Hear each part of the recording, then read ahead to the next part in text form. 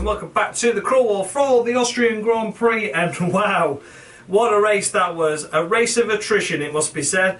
So many reliability problems for so many teams and drivers this weekend, but yeah, certainly made it an upside down, topsy-turvy finishing result with some amazing double points finishes for some of the teams out there, most notably my favourite team as well, of course. So yeah, good stuff indeed. So of course we're going to kick things off with the race winner, Max Verstappen. Well, what is there to be said? He put it all together, really. He put it all together. He did a great drive. Just, yeah, he made the most of the virtual safety car. As always, the Red Bull team seemed to do so well with that, with their strategies there. Double stacks both of the drivers, Verstappen and Ricciardo. Hamilton and the Mercedes team once again decided they weren't going to benefit from it and didn't pit, and then in the end it turned out to be oh so wrong.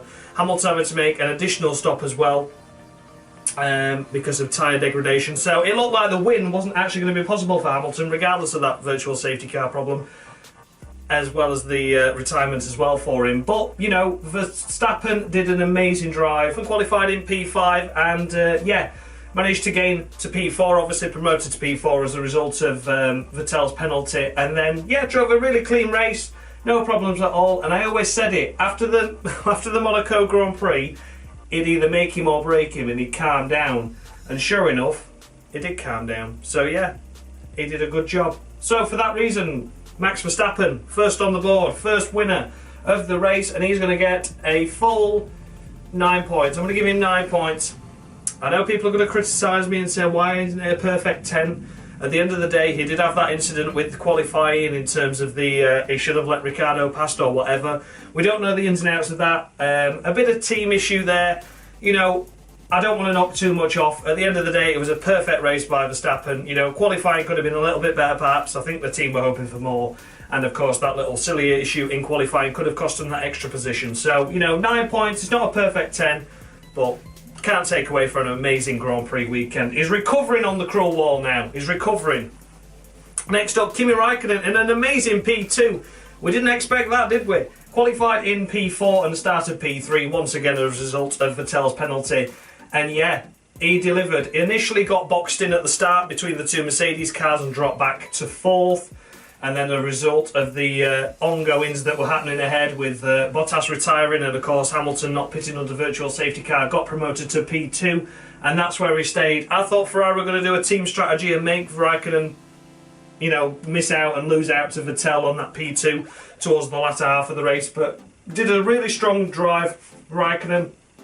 And it must be said that the Ferrari team, with their tyre saving, did an incredible job. Their tyres didn't look too bad. Half the other cars on that grid at the end of that race looked incredibly second-hand, and as we said, Mercedes couldn't manage it. So, Raikkonen, perfect race, qualified P4, started P3.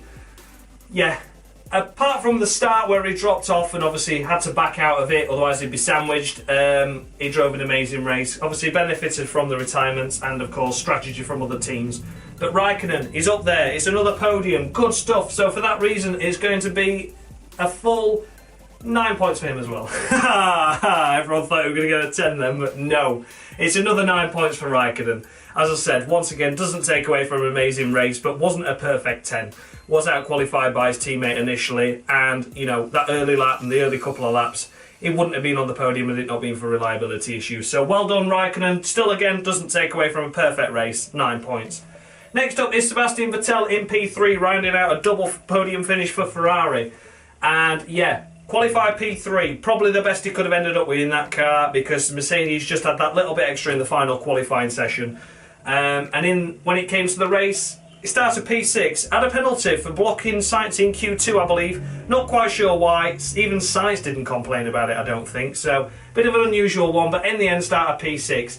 Didn't make any ground at the start, ended up losing places in fact, and then recovered back to P6.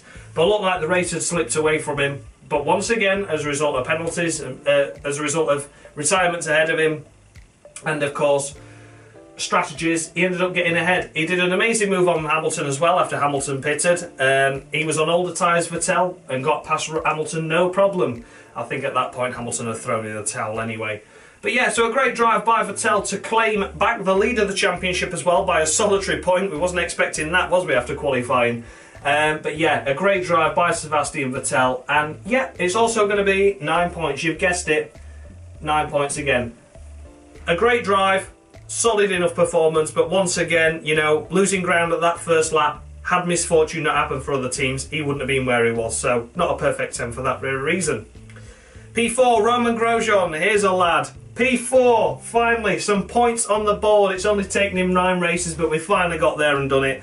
12 points on the board for Grosjean, and what a deserved result for Haas, with Magnussen finishing 5th as well.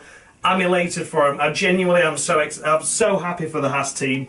Thoroughly deserved. Grosjean deserved it so much as well. He's been driving like a wally half the time, and then he's had reliability issues in qualifying, which have just cost him a race as well. So, you know, finally, points on the board, and P4 as well, of all places. Fantastic. The Haas's best ever result in Formula 1 for that team. 22 points on the board for the Constructors' Championship has elevated him massively up the order as well. And yeah, what can be said? Grosjean, you've driven a perfect race, and so did Magnussen as well. Grosjean qualified in 6th place, splitting the Red Bulls as well, with Ricciardo qualifying 7th. So amazing job there, and then outraced and outperformed Magnussen. At the start, he did look to lose and drop places, but then recovered well as a result of the misfortunes and went up there.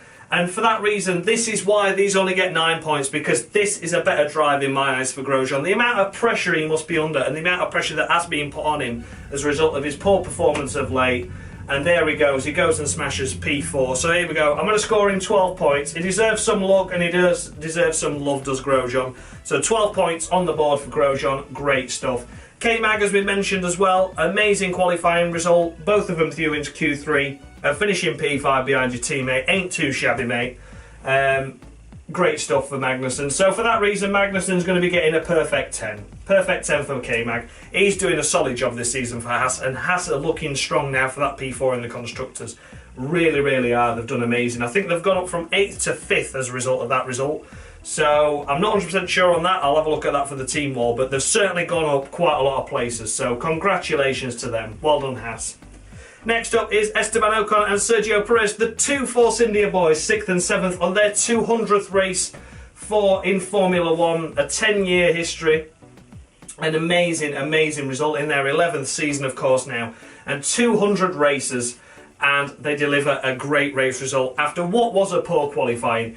Ocon, of course, qualified P11, and Perez all the way down in P17, which got promoted to P15 as a result of other people's penalties. But to come from that low down the field to score P6 and P7 is incredible. It's worth noting as well that they would have had a double points finish anyway, regardless of what actually happened ahead of them, because after the pit stops and everything, after the first virtual safety car for Bottas' retirement, they were up into 7th and 9th. So, you know, it would have been a double points finish anyway for those drivers, because they really managed to get tyre management down to a T. Team orders as well, team strategy down to a T. Ocon letting Perez pass to try and have a go at Magnussen. Didn't work, so they swapped positions again at the last lap of the race. So a great result, and I am so happy as well as a Force India fan, of course. An amazing drive by the pair of them. So it's going to be 10 points for each of them. It's not really too cruel at the moment, this wall, is it? Not really too cruel, but we'll get there, I'm sure. I mean, how can you score them down? They've all driven amazingly, gained so many places, even with or without the... You know, they've kept it clean and tidy with or without the misfortunes of other teams and drivers. You know, they've driven well, so they deserve it. Next up, Fernando Alonso, P8, starting from the pit lane and finishing P8.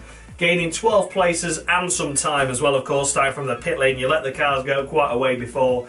And again, Alonso was running around in 12th. Then as a result of the, obviously the misfortunes of the cars, got promoted into the points. But nonetheless, you know, he'd done a good job anyway to get up to P12, especially with McLaren struggling of late. I didn't think it was going to be possible. He was lingering around the back for quite a long time, but then finally got his act together after that first pit stop, and sent to really carve through the field well. So yeah, of course he did benefit from misfortunes, but that's what he's there to do as a midfield team anyway, you know. But all in all, a brilliant race by Alonso, well deserved. Did some good drives as well, getting past the two Saubers, and as well as Gasly as well in the Toro Rosso later on in the race to assure himself of more points, because he was running 11th initially. So a great result by Alonso, and that's going to be 9 points as well for him. Great result, great drive, Alonso. Good stuff. Next up, we have the two Saubers. The two Saubers, Charles Leclerc in P9, Marcus Ericsson P10. Their first double point score since 2015 with Nasser and of course Ericsson as well. But yeah, a great result for them. And Leclerc let Ericsson through because of fresher tyres and once again reversing the positions back on the last lap.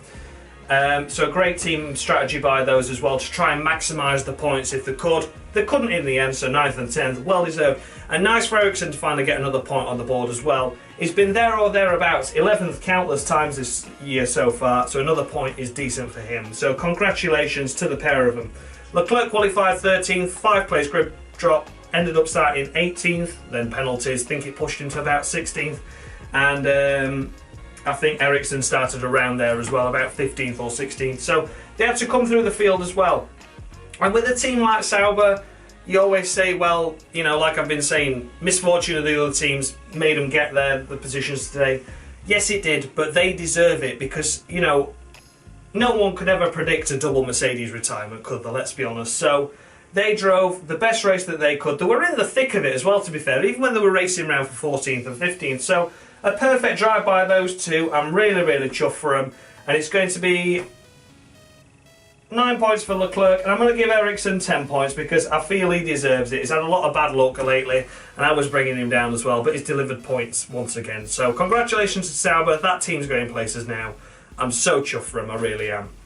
Missing out on the points for finishing P11 was Pierre Gasly in this hunt for the final few points, but missed out. His tyres ran out of grip, and he just ended up tumbling down and finishing in P11. What can be said about the Toro Rossos? Looked like they could have got the 9th and 10th places earlier on in that race, but just didn't deliver in the end. Missed out. A great qualifying by him though, finishing in, I think it was around P14, so that was decent, especially in a Honda and 3 long straights at that circuit, so did a good job. But yeah, 11th place. Not a best result. I'm sure he'd love to get some points, especially running around in 8th for quite a while as well. But like I said, his tyres just ran out of grip, and obviously pitting for another set would have been suicidal. So kept it going for as long as he could. Get Pierre Gasly, strong drive, strong weekend. It's going to be 8 points on the board for Gasly. He did a good job there. Next up in P12 was Carlos Sainz in the Renault. What a disappointing weekend for Renault. Qualifying 9th and 10th, him out qualifying his teammate Hulkenberg. And yeah, what can be said? A poor race. The tyre degradation wasn't there. The pit strategy wasn't there. They didn't bother pitting him under the virtual safety car. So that cost him time and then just never really got into the points again. Had to make an additional pit stop, dropped himself all the way down to the back of the grid. And then from there, points were not possible at all. So a disappointing race by Renault. The tyre strategy wasn't there. The tyre life wasn't there in comparison to other teams. And in the end, points were just not possible. So a poor race by Renault and a poor race by Sainz's standard. So for that very reason, it's only going to have to be 6 points, I'm afraid. Did a solid enough job, but, you know, all these teams benefited this weekend. They've lost out, you know, they've lost points to Force India and they've lost points to Haas now, a lot of points as well, and of course Renault as well. So, yeah, disappointing for Renault that race, really. Shame for them. Next up in P13 is Lance Stroll, and what can we say really? He made a good start, to be fair, up to P11, and then just made his way back down to the back of the grid as usual, climbed up because of retirements. Well done, what astonishing race result. Also, Claire Williams now thinks that the most important thing to do with the team is to do with the team kit. To send in an email to someone saying that, yeah, can you make sure you wear trousers and a shirt, please, not shorts and a t-shirt on the pit wall. Ooh, you sassy bitch, Claire. You sassy bitch indeed. So that's your biggest problem, Claire, is it? Not the fact that your drivers are shit and your car's shit as well. No, it's the team kit. Let's look professional. Let's go fast next time. So for that reason, Stroll didn't set the world alight. Can't be arsed. Not bothered at all. 0. Woo, there we go. Next up was his teammate Sergei Sorokin, P14. And what can be said about Sorokin? Finished behind Stroll. That's not good. And, yeah, didn't really deliver much in the race either. So, yeah, 0 as well. Yeah, I'm not interested. Genuinely not interested. And last of the finishers was Stoffel Vandoorne. What a disaster of a race for him. Alonso carved his way through the field to get to P8. and Vandoorne made a slight bit of contact at turn 3, damaged his front wing, ended up a lap down after 3 laps, and that was that.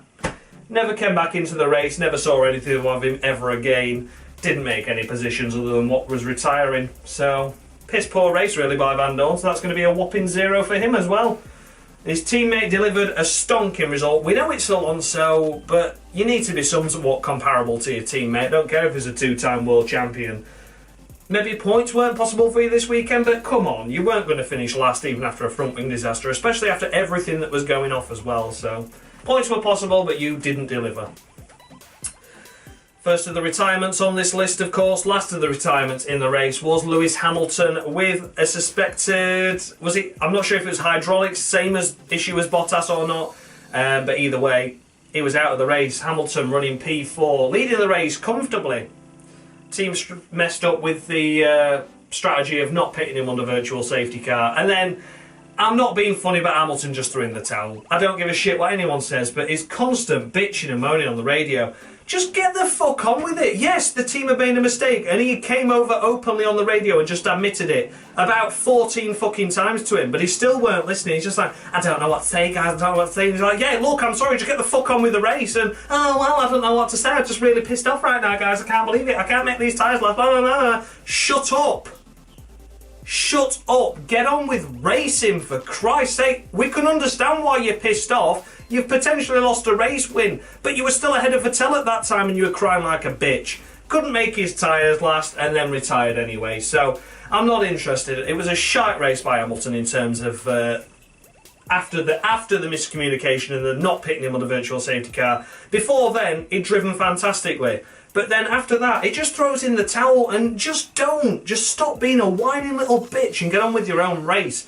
I reckon if you put more effort into actually keeping Vettel behind you than actually crying, you'd have maybe got somewhere this race. We know the retirement would have happened anyway now, but just so frustrating, unbelievable. So for that reason, I'm only going to score Hamilton 2 points. It's not as it's just his crying. I just can't be dealing with it. I don't know how any team manager, team principal can deal with it. I just don't know how they can, because I'd have sacked him now. He's got no respect at all for the team. Yes, they're fucked up. They openly admitted it. Carry on driving, get on with it, get yourself a podium, recover the race, for Christ's sake.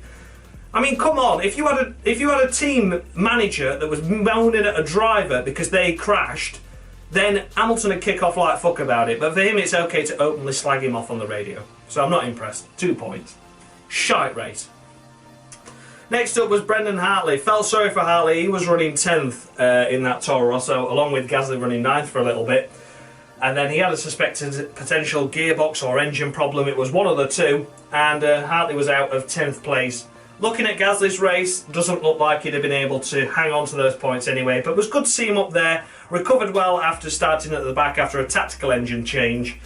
And carved his way through the field well, made the most of what happened in front of him, but then just couldn't deliver the result in the end. So for that reason, Brendan Hartley, decent race until the retirement, which wasn't your fault. So I'm going to put you equal with Gasly on 8 points. I think you did a solid race this weekend, Gasly.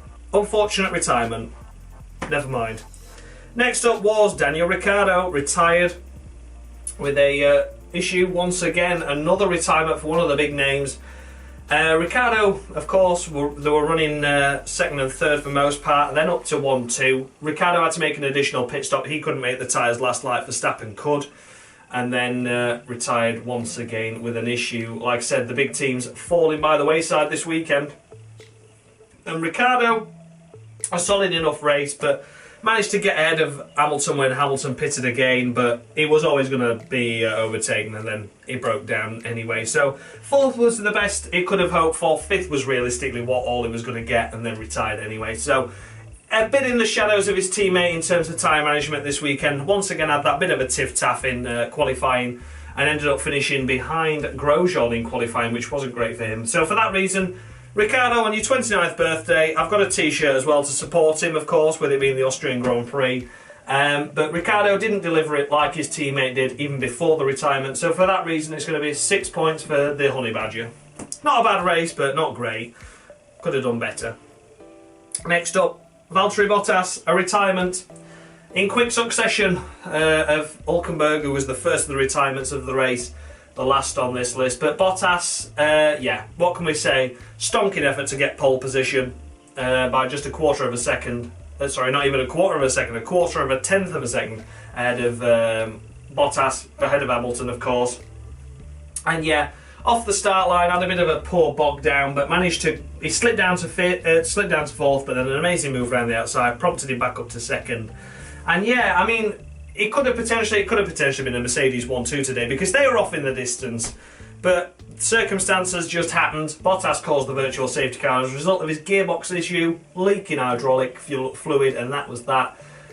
Bottas, my heart bleeds for you because once again it's another retirement where he's out of a race that isn't a result of his fault. So for that reason, Valtteri Bottas, a solid weekend this weekend, only letting Hamilton through at the start, but we knew that was probably going to happen anyway because, you know, team orders.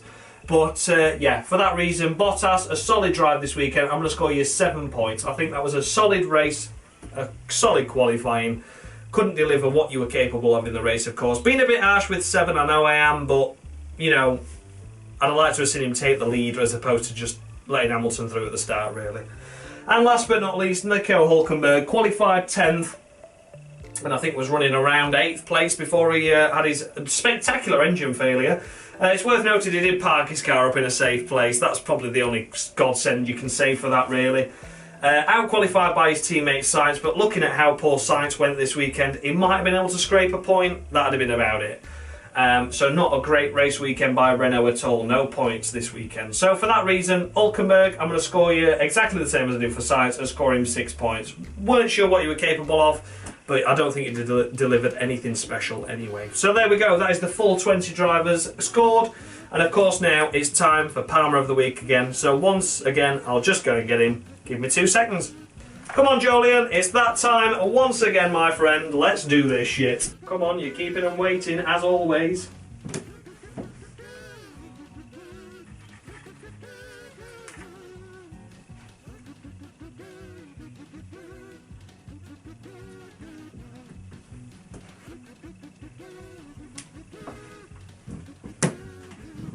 So there we go, Jolyon Palmer has awarded Stoffel Vandoorne as Palmer of the Week, and you can't really say anything other than that, can you? What a dreadful performance by him this weekend. Once again in the shadow of his teammate, but there you go, shit happens. So, thanks a lot for watching, guys. As always, leave your thoughts and feedback down below. How many drivers have scored too high? How many drivers have scored too low? And you have a general cry about me having a rant about Hamilton, because I'm sure you'd love to. So, thanks a lot for watching, guys, and much love.